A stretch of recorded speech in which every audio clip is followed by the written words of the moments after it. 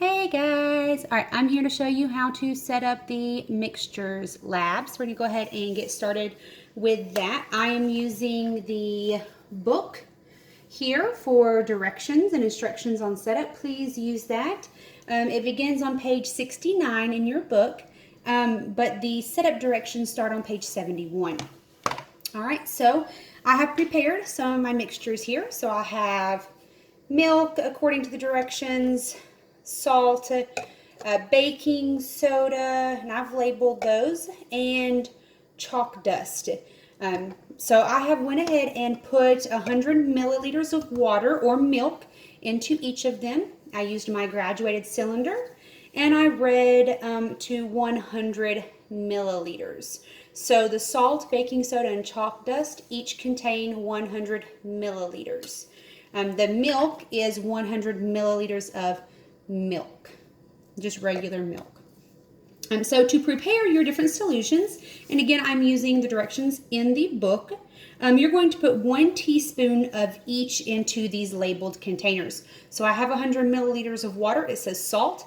So I'm going to get my trusty teaspoon out of my drawer, and I'm going to put 1 teaspoon of salt into this container here. So I'm going to go ahead and do that. And do 1 teaspoon. I'm just using regular salt. So I will pour that into there. All right, I'm going to place my lid back on my salt, give it a little turn, and see what happens. Okay, baking soda. Same thing, except this time you're using baking soda. You don't have to use Arm & Hammer. You can use any brand you want to. I'm actually going to open it up a little better. So I don't think I can get it. There we go. So again, to make sure I don't have any salt left on this, I'm just going to get a teaspoon of this and put into my baking soda. And I'm using room temperature water, and give it a good little swirl there to see what happens. You can swirl your salt and swirl your milk also if you want to. And then last is chalk dust. I got a little bit of baking soda on my teaspoon, so I'm going to clean it out real quick. All right, so it's clean. I need to dry it. So I have a little rag right here. I'm going to dry it off because I don't want that chalk dust to stick to my teaspoon. It says in the directions to put 1.5 teaspoons of chalk dust. Chalk dust is a little finer, so you'll probably have to put a little bit more. There we go, I could get the tip of it off. So this is in your box, your K-12 box. It says chalk on it. This is chalk dust. The tip comes off of it. And you can go ahead and put your 1.5 teaspoons of chalk dust into there. All right. It's not really wanting to come out of the tip very well. If you run into that same problem, it gets clogged up. Here we go. Sorry, that's my child. Go back outside, please.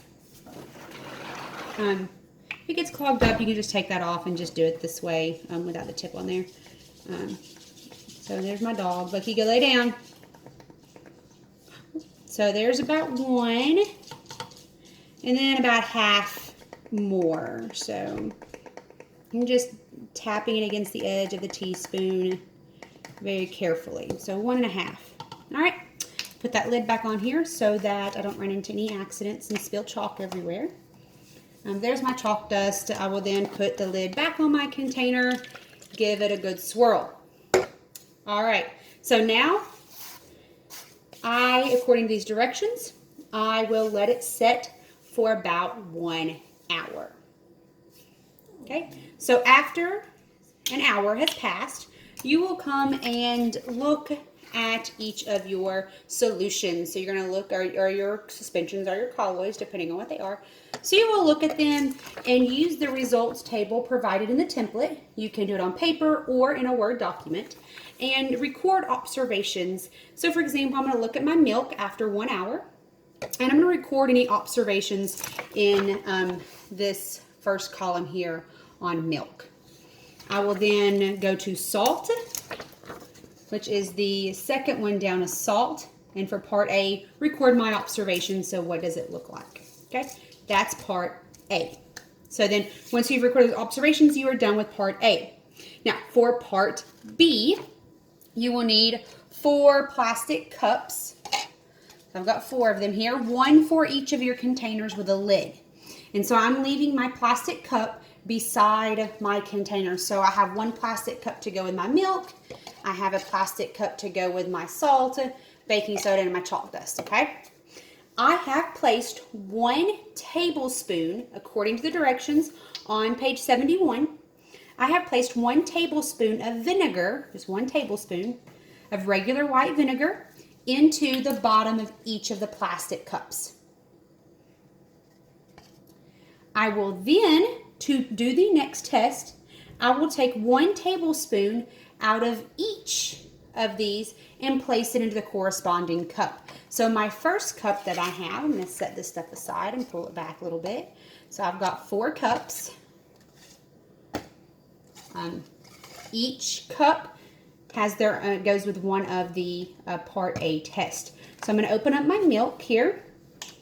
I'm going to use my clean tablespoon, and I'm going to get a tablespoon of milk out and then just place it into my vinegar and record what happens on that sheet, that results table. I will then go and clean my tablespoon. So get it good and clean.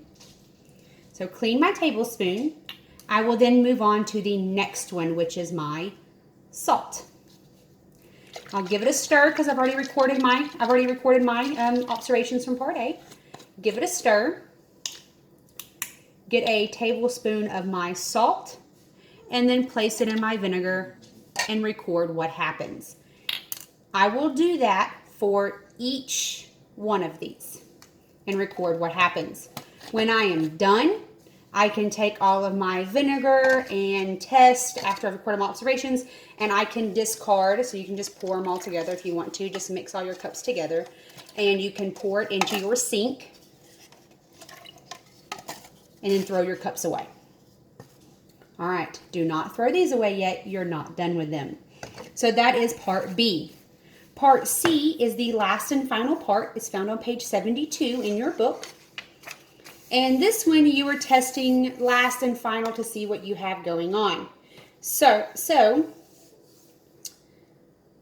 for Part C, we have these containers here. We're going to make sure that they are on well. So make sure our lids are on our containers well. Give them one more stir around, okay? And then we're going to place them into our pan of icy cold water. I put a thin layer of water in the bottom of the ice just to make it super cold. So might have to move your ice around a little bit.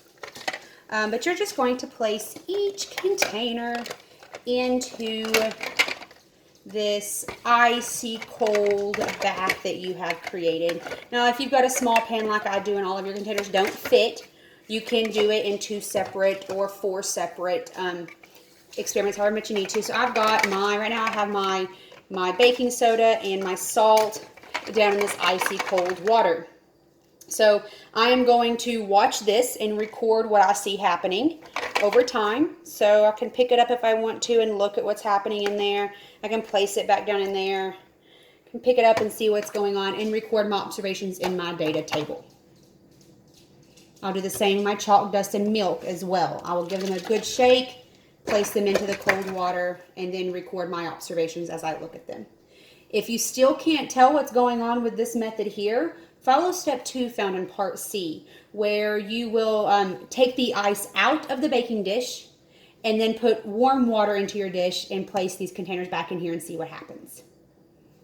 When you are done, everything you're working with can be put in the sink, and then you can dispose of containers. Obviously, rinse these containers out, remove your labels, they peel off, remove your labels, rinse them out well, dry them, and put them back in your K-12 box because we will use them again.